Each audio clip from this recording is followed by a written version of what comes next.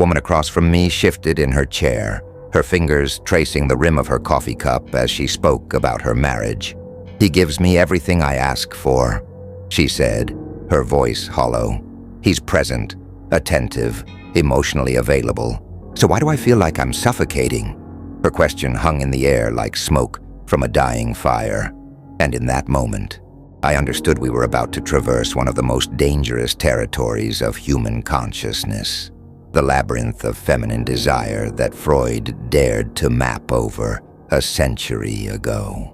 What she couldn't articulate, what most women cannot bear to admit, is that the very love they claim to seek often becomes the prison that kills their passion.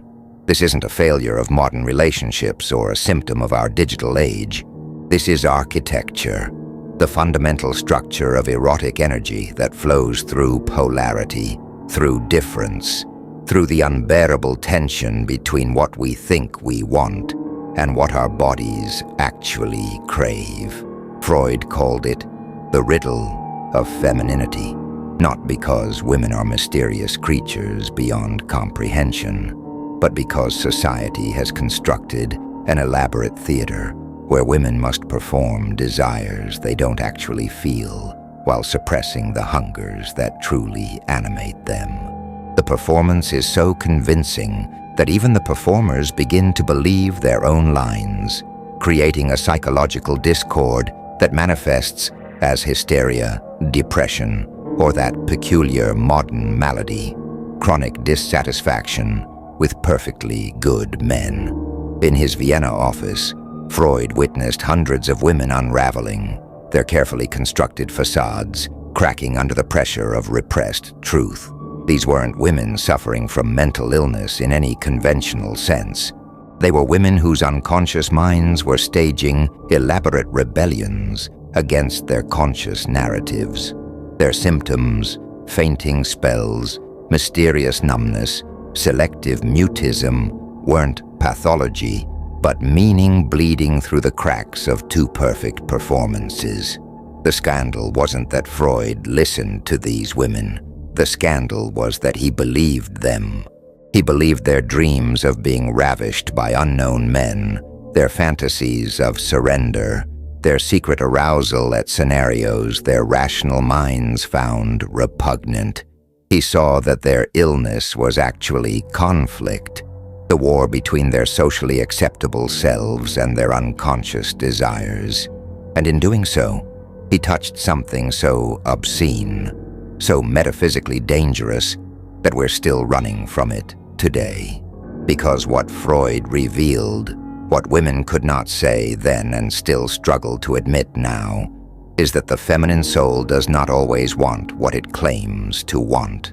That desire can be self-sabotaging, that many women eroticize exactly what society told them to fear.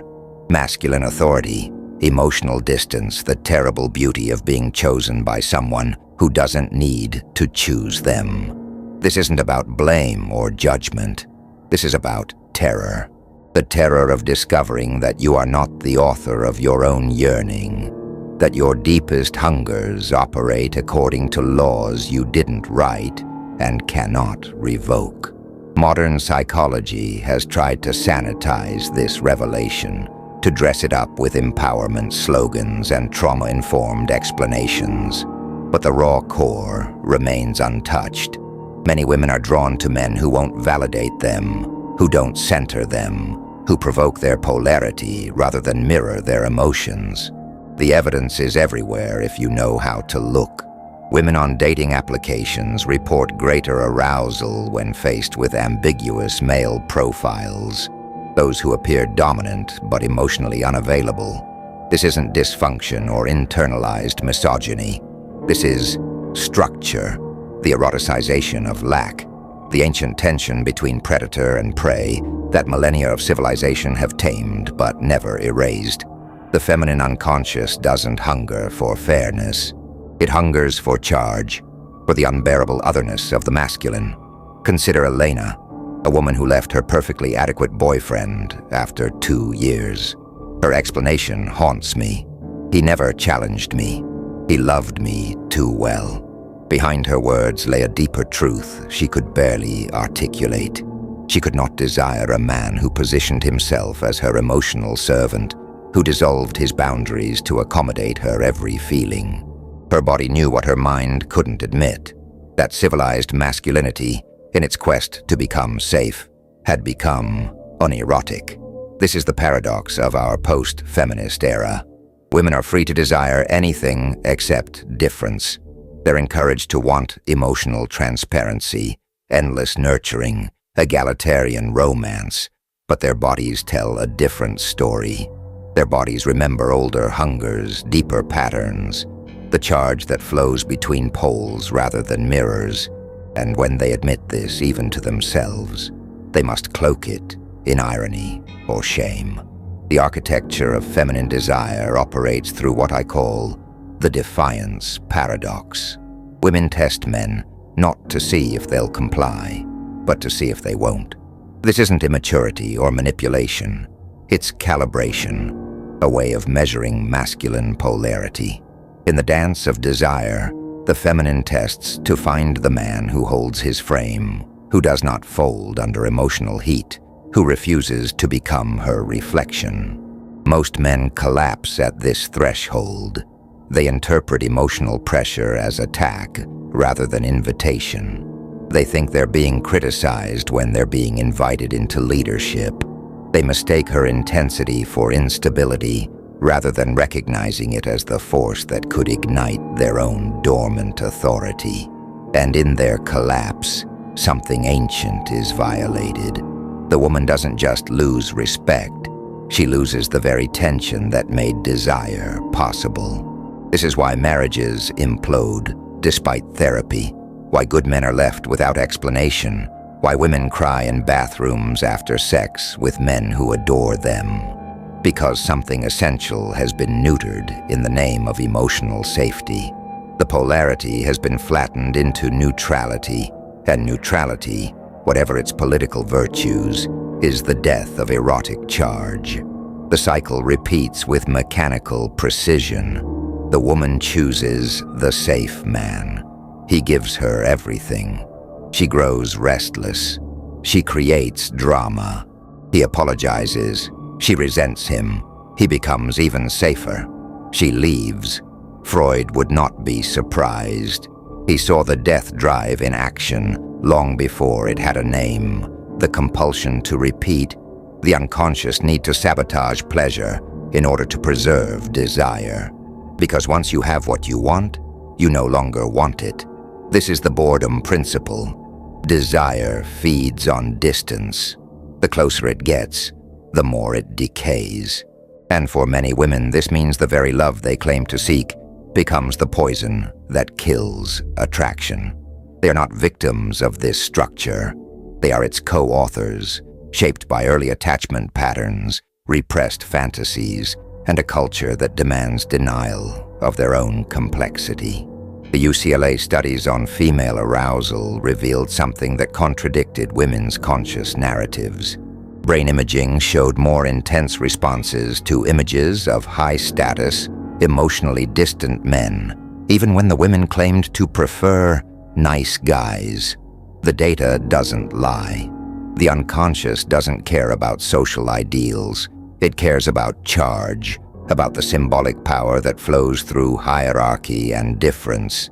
What terrifies modern culture about this revelation is not that it's false, but that it's true. That beneath the polished surface of egalitarian romance, the unconscious still writes the story. And it doesn't care about hashtags or moral posturing. It cares about energy, about the dance between masculine containment and feminine surrender. Not as gender roles, but as energetic poles that create the voltage necessary for sustained desire. To desire is to risk. To be desired is to lose control. And for many women, this equation is unbearable. So they pretend. They pretend to want safety, transparency, endless emotional availability, but their bodies crave mystery, power, the drama of being claimed by someone who doesn't collapse into them. This isn't weakness. This is architecture, the way erotic energy flows through polarity. The man who does not flinch, who holds his boundary, who sees through feminine tests and smiles not with arrogance, but with calm authority. This man awakens something in the feminine psyche that no feminist treatise can erase. He represents not domination, but sovereignty, not control, but frame. He remains partially veiled, not abusive or withholding, but unyielding in his center. This is the truth Freud touched, and we're still afraid to name. That desire is not a product of will, but of structure. That women, like men, are governed by unconscious laws. And when those laws are violated in the name of emotional transparency or egalitarian romance, something vital collapses. The stage of the symbolic is abandoned for the flatness of the real, and real is the death of fantasy. The modern world demands confession. It insists we speak our truths, name our wounds, own our desires. But what if the deepest truths can't be spoken? What if the most dangerous desires dissolve the moment we try to moralize them? Freud's revelation was not about sex, but about structure.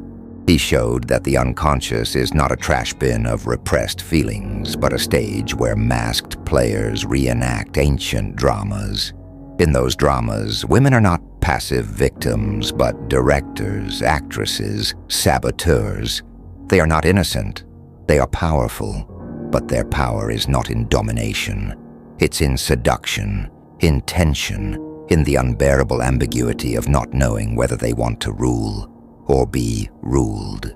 This ambivalence is not confusion, but complexity. The recognition that love and hate can coexist, that craving and contempt are twins. The woman in the coffee shop, the one who felt suffocated by her husband's devotion, was not broken or ungrateful. She was responding to an ancient code written in her cells, a program that recognizes the difference between a man who loves her and a man who chooses her. The first is not disguised as affection. The second is desire expressing itself through sovereignty. When we admit this, when we stop moralizing our longing and confront the parts of ourselves that crave polarity over equality, intimacy becomes something other than a negotiation. It becomes a dangerous, beautiful act of surrender, not to a man, but to the truth of one's own erotic code. This is not about returning to some imagined past where women were oppressed.